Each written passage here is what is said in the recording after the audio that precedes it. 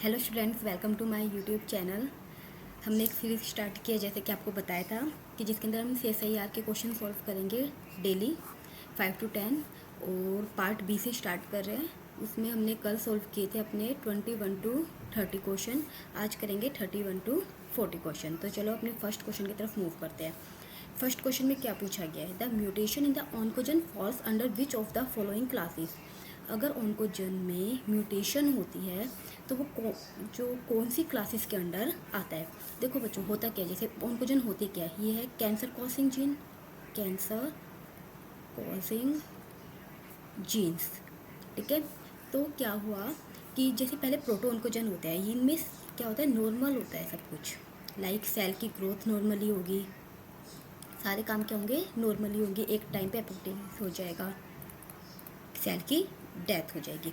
लेकिन जब प्रोटो ऑन्कोजन में कुछ म्यूटेशन होती है और वो किस में चेंज होता है, ऑन्कोजन में, जिसके कारण डीरेगुलेटेड सेल डिवीज़न हो जाती है और कैंसर कॉजिंग जीन एक्टिवेट हो जाते हैं। मतलब जो उनको क्या हो गया, सेल के अंदर जो ग्रोथ जीन है वो ओवर एक्सप्रेस्ड होने लग गए, हाइपर एक्टिव हो गए, ओवर एक्सप्रेस्ड हो गए, हाइपर एक्टिव हो गए। और जब कोई भी चीज़, कोई भी जीन है वो ओवर एक्सप्रेस्ड होता है तो अपन उसको क्या बोलते हैं, गेन ऑफ फंक्शन। आया समझ में? देखो मैंने यहाँ पे सारा समझा रखा है। Oncogenes originated from proto oncogenes. Proto oncogenes code for protein that control normal cell growth, division and differentiation. अब ऑन्कोजन में क्या हुआ, गेन ऑफ फंक्शन हो गया। अगर गेन ऑफ फंक्शन होगा देन द म्यूटेशन उस प्रोटीन को क्या बना देगी, जो सेल के अंदर है, hyper active and over expressed. तो सेल के पास ग्रोथ का सिग्नल मिलता ही रहेगा और वो सेल क्या हो जाएगी, ग्रोथ उसकी होती जाएगी। इसका बहुत अच्छा एग्जांपल है क्रास ऑन्कोजन, जो कंटिन्यूसली सेल डिवीज़न करवाता है। तो देखो, loss of function, tumour suppresses gene. Loss of function में क्या होता है, ट्यूमर का जीन वो होता है, सप्रेस हो जाता है। और जो डोमिनेंट नेगेटिव होते हैं वो भी कैसे होते हैं, ट्यूमर सप्रेसर होते हैं। और फ्रेमशिप में क्या होता है, पूरा का पूरा टाइप ऑफ म्यूटेशन नहीं है, ये एक फंक्शनल क्लास है जिसके अंदर DNA के हेलिक्स के अंदर कुछ चेंजेस आते हैं। अब देखिए question 22, given below are events in the cell cycle. हमें कुछ इवेंट्स दे रखे हैं, ये फर्स्ट सेकंड थर्ड फोर्थ, हमें उन्हें करेक्ट वे में लगाना है मैमेलियन सेल साइकिल में। देखो सेल साइकिल में क्या होता है, हमें पता है कितने फेज होते हैं बच्चों, G1, S, G2 और M फेज। M के भी होते हैं ना part, prophase, anaphase, metaphase and telophase. तो ये तो इतना सिंपल तो CSIR में पूछेंगे नहीं, तो थोड़ा और डिटेल में है। अब हम वो डिटेल में क्या क्या ऑप्शन दे रखे हैं वो देखते हैं क्या हो रहा है इसके अंदर। देखो, हाँ, मैमेलियन साइकिल मैंने आपको बता दिया, G1, S, G2 और M फेस होते हैं। सबसे पहले देखो क्या होता है, फॉस्फोराइजेशन ऑफ रेटिनोब्लास्टोमा प्रोटीन। ऐसा क्यों हो रहा है, ये कब होता है, G1 फेस में। कब होता है हमारा, G1 फेस में। किसके द्वारा होता है, CDK4 6 cyclin D and CDK2 cyclin E के द्वारा। ठीक है, फॉस्फोरेटेड जो RB, जो हमारा रेटिनोब्लास्टोमा प्रोटीन है, वो रिलीज करता है और S फेस के जीन क्या होने लग जाते हैं, एक्सप्रेस होने लग जाते हैं। देखो हमें क्या करना होगा कि मान लो एस फेस में रेप्लिकेशन होता है, सभी बच्चों को पता होगा। तो उससे पहले जो प्रोटीन इसमें रिक्वायरमेंट है वो चाहिए, और वो कौन करवाता है, G1 फेस। तो एस फेस के जो जीन एक्सप्रेस होते हैं कि वो किस में होने लग जाते हैं, G1। और वो कौन सा स्टेप है, फॉस्फोराइजेशन ऑफ रेटिनोब्लास्टोमा प्रोटीन। फिर फॉस्फोराइजेशन ऑफ लैमिना ABC, ये कब होता है, prophase of M phase. M phase का जो सबसे पहला क्या होता है, प्रोफेस, उसके अंदर होता है किसके द्वारा, CDK1 साइक्लिन B। इसके अंदर क्या होता है, न्यूक्लियर एनवेलप ब्रेक डाउन हो जाता है। सेल को डिवाइड होना है तो न्यूक्लियस की जो मेम्ब्रेन है उसको तो ब्रेक आउट होना ही पड़ेगा। तो दूसरा स्टेप क्या है, फॉस्फोराइजेशन ऑफ लैमिना। इसके अंदर क्या हुआ था, पहले वाले में हमारी सेल साइकिल को तैयार किया था G1 फेस में एस फेस में जाने के लिए। देन क्या हुआ, उसके बाद न्यूक्लियर मेम्ब्रेन का ब्रेक डाउन। फिर उसके बाद क्या होता है कि जो हमारी सेक्यूरिन है उसमें क्या होता है कि जो सिस्टर क्रोमेटिड वो क्या करवाता है, जो हमारी सिस्टर क्रोमेटिड है, अगर न्यूक्लियर मेम्ब्रेन सेपरेट हो गई, अब जो उसके अंदर जो हमारे ये बने हैं क्रोमोसोम के सिस्टर क्रोमेटिड्स, उनको सेपरेट होना पड़ेगा। तो पॉलीब्यूटाइनेशन ऑफ सेक्यूरिन के द्वारा क्या होता है, सिस्टर क्रोमेटिड एक दूसरे से दूर हो जाते हैं। फिर लास्ट में क्या होगा, association of inner nuclear membrane, जो हमारी न्यूक्लियर मेम्ब्रेन टूटी थी, जब नई सेल बन गई है, जो लेट टीलोफेज में होता है, टीलोफेज में दोबारा जो सेल डिवाइड हो चुके हैं, उसके जो क्रोमोसोम है वो डिवाइड हो चुके हैं, डीएनए रेप्लिकेट हो चुका है, उन दोनों सेल के अंदर क्या बन जाएगा, न्यूक्लियर मेम्ब्रेन। तो सब सारा करेक्ट ऑर्डर क्या है, सबसे पहले क्या हुआ, सेकंड वाला, ठीक है, देन फिर क्या हुआ हमारा, फर्स्ट जो न्यूक्लियर मेम्ब्रेन डिसोशिएट हुई थी, फिर थर्ड वाला हुआ था, एंड देन फिर फोर्थ। तो आगे समझ में ये सारे ऑप्शन। क्वेश्चन नंबर 23 क्या है, साइटोटॉक्सिक टी सेल एक्सप्रेस। पहले एक थोड़ा सा एमएचसी के बारे में देखते हैं क्या होता है। देखो बच्चों क्या होता है, ये देखो यहाँ पे दिखा रहा है एंटीजन प्रेजेंटिंग सेल, एपीसी बोलते हैं अपन, ठीक हो। इनके पास कुछ एंटीजन्स है, ये शो करेंगी किसके के द्वारा, किससे, एमएचसी सेकंड या एमएचसी वन, वो मैं बताऊंगी एमएचसी वन किस में होता है और एमएचसी सेकंड किस में होता है, ठीक है। एंटीजन प्रेजेंटिंग सेल है, वो एंटीजन को प्रेजेंट करते हैं या तो एमएचसी वन की हेल्प से या एमएचसी सेकंड की हेल्प से, ठीक है। किसको प्रेजेंट करती है, हमारी टी सेल को, किसको करती है, टी सेल को। जो एमएचसी सेकंड वाला है, एमएचसी सेकंड, वो किसको करता है, CD4 टी सेल, और जो MHC1 वाला है वो किसको करता है, CD8 टी सेल, ठीक है। इतना समझ में आ गया। फिर जब प्रेजेंट होने के बाद ये किसको शो क्या बन जाती है, मैच्योर साइटोटॉक्सिक टी सेल और ये मैच्योर हेल्पर टी सेल। अब हमारे ऑप्शन देखते हैं, ठीक है। CD8 marker are class second MHC restricted, जो CD के 8 मार्कर है वो MHC क्लास से रिस्ट्रिक्टेड है, नहीं। जो MHC क्लास है तो कौन सा है हमारा, CD4। तो फर्स्ट ऑप्शन क्या हो गया, गलत। CD4 marker are class MH, नहीं। जो CD4 है वो क्या है हमारा, अभी बताया है, MHC सेकंड, ठीक है। ध्यान रखना ये बहुत ज़्यादा इंपॉर्टेंट है, कई बार क्वेश्चन पूछे गए हैं इस पे, CD4 CD8 MHC first second सब पर। CD4 marker are class second one को, जो CD4 है वो क्या है, किससे रिस्ट्रिक्टेड है, MHC फोर्थ से, ये सही है। और जो हमारा CD8 marker classification of MHC1 restricted, इसके अंदर ये हो रहेगा बच्चों, ये किसको दिखा रहा है, साइटोटॉक्सिक। ये थोड़ा सा जो हमारा है ना, ये बिल्कुल प्रिंट नहीं हुआ, ये किसको शो करता है, दिखा देना आप, किसको प्रेजेंट करता है, साइटोटॉक्सिक टी सेल को, ठीक है। तो कौन सा ऑप्शन करेक्ट होगा इसके अंदर, CD8 मार्कर आधा क्लास ऑफ MHC1 रिस्ट्रिक्टेड, ठीक है। अगर अपन को साइटोटॉक्सिक नहीं देते तो इस केस में दोनों ही क्या है, सही है। अगर साइटोटॉक्सिक टी सेल दे दी तो कौन सा हो जाएगा, डी सेल, और हेल्पर सेल दे दी तो उसके अंदर क्या हो जाएगा, CD4। देखो ये बता रखा है सारा, जो MHC1 present all nucleated cell, TC cell, cytotoxic T cell kill infected cell. यहाँ पे देखो वो ऑप्शन में थोड़ा सा प्रिंट में मिस्टेक थी, तो यहाँ पे बिल्कुल एक्सप्लेनेशन में मैंने इसको लिख रखा है। Cytotoxic T cell, TC cell, CD8 T cell. Cytotoxic T cell का नाम आ जाए तो वहाँ पे आँख मीच के ध्यान रखना क्या क्या आएगा, MHC1 और CD8। एक याद कर लो, दूसरा उसका अपोजिट है। और अगर आपको ऐसे याद नहीं होता तो एक छोटी सी ट्रिक बताती हूँ याद करने की। मान लो MHC सेकंड है, ठीक है, और यहाँ पे 4 है, 4 में भी डबल ऐसे आ रहे हैं ना लाइन, और MHC सेकंड में भी, तो इसे याद रहेगा सेकंड और ये फोर्थ, और ये दो लोग हैं तो एक दूसरे की हेल्प कर रहे हैं, तो ये कौन सा जगह, हेल्पर टी सेल। और एक याद हो गया तो दूसरा तो ऑटोमेटिकली आपको याद हो ही जाएगा। अब क्या पता है, in eukaryotic replication helicase loading occurs at all replicator during.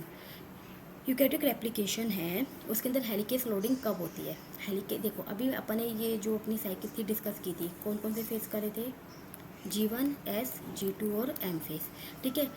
S phase में होता है रेप्लिकेशन, लेकिन रेप्लिकेशन होने से पहले सारे के सारे प्रोटीन्स को लोड होना पड़ता है G1 फेज में। तो हेलिकेस लोडिंग भी किस फेज में होती है, G1 फेज में। और भी मैंने थोड़ा और डिटेल में दे रखा है कि लाइक G1 फेज में जो CDC6 और CDT1 MCM हेलिकेस को लोड करते हैं किसमें, DNA पर। फिर क्या होता है, हमारा DNA का रेप्लिकेशन वगैरह सब कुछ आगे के फेज होते हैं। नेक्स्ट क्वेश्चन इज, देखो alpha amanitin is a cyclic peptide, cyclic peptide है जो ये सारा इसके बारे में बताया गया, एमेंटिना मशरूम से ली गई है। It transcription process of protein synthesis by inhibiting, जो RNA पॉलीमरेज सेकंड से जो ट्रांसलेशन प्रोसेस हो रही है उसको इनहिबिट कर रही है, ठीक है। The order sensitivity of RNA polymerase two alpha, high से लो में बताना है कि वो किसको ज़्यादा इफेक्ट करती है और किसको कम करती है। देखो वैसे ये डायरेक्ट क्वेश्चन है, जो आरएनए पॉलीमरेज सेकंड है वो सबसे ज़्यादा इफेक्टिव होता है, फिर थर्ड एंड फिर फर्स्ट। अल्फा एमाइलोमैकिन बाइंड क्या करती है, ये आरएनए पॉलीमरेज सेकंड है, उसे बाइंड होती है, ट्रांसलोकेशन को ब्लॉक करती है और ट्रांसक्रिप्शन को स्टॉप करती है। आरएनए पॉलीमरेज में तो अगर इतना सा भी होगा 0.01 माइक्रोग्राम पर मिलीलीटर होगा तो भी वो सेंसिटिव हो जाएगा।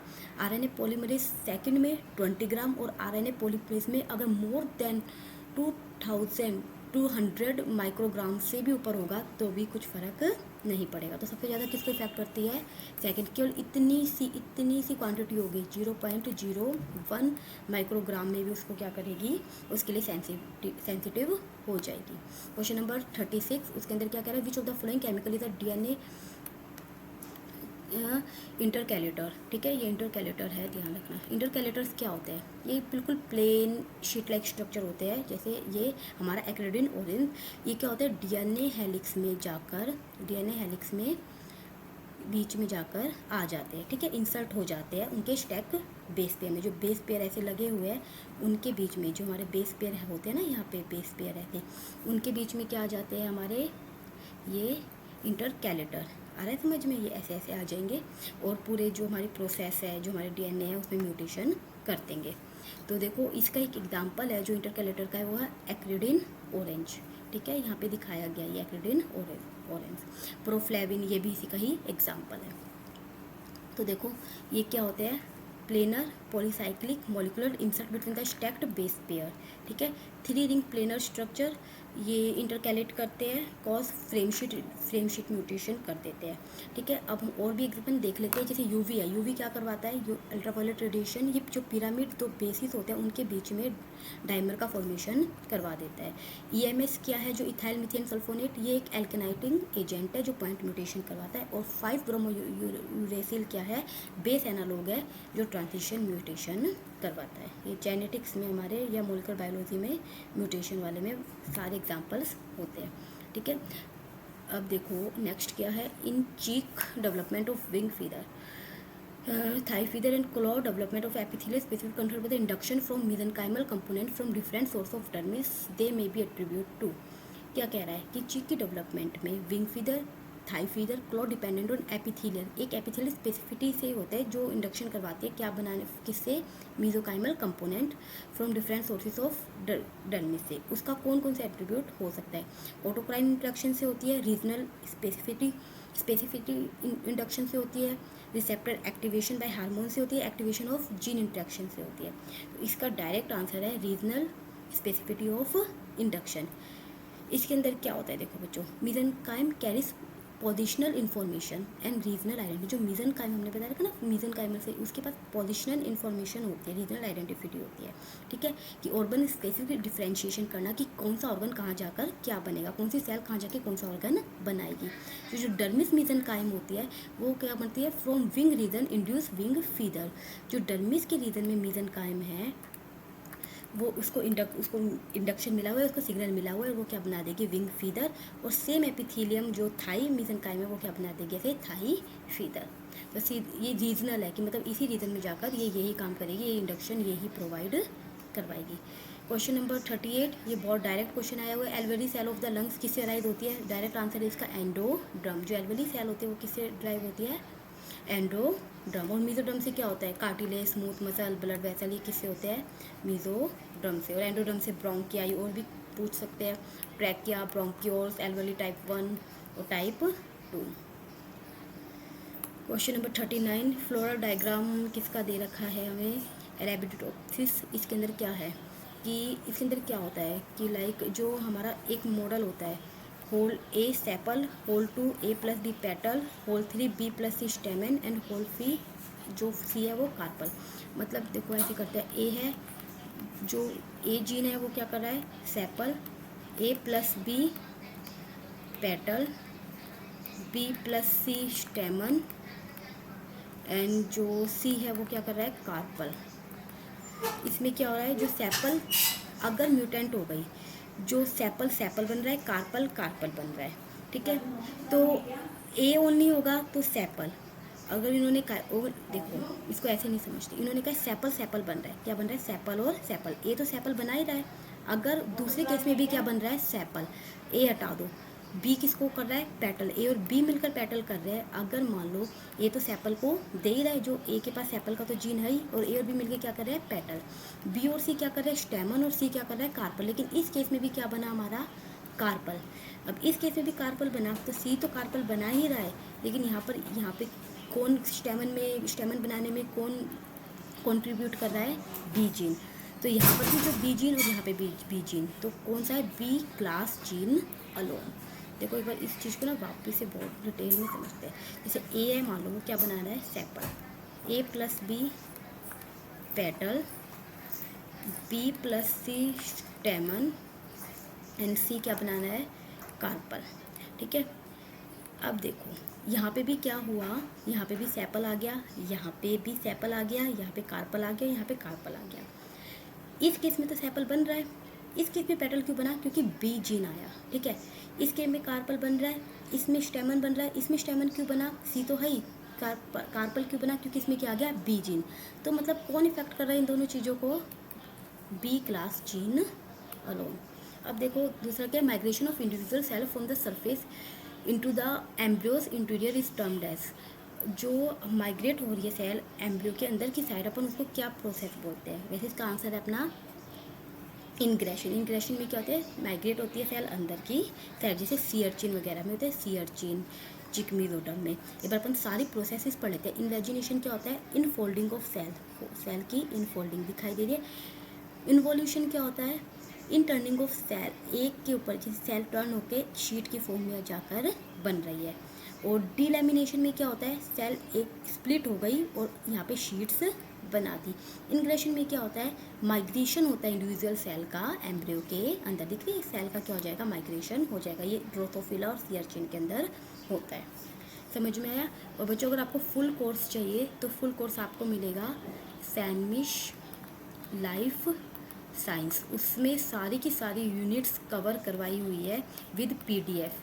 तो और बहुत कम रेंज में वो आपको कोर्स मिल जाएगा, पूरा 13 की 13 यूनिट्स आपको कंप्लीट मिलेगी, और सारे PYQs की PDF एंड वीडियोस। ठीक है। तो आप ये कोर्स खरीदोगे, आपको बहुत बेनिफिट रहेगा और गारंटी आपका सिलेक्शन होगा। तो आप ज़रूर इस कोर्स को बाय करें। Thank you.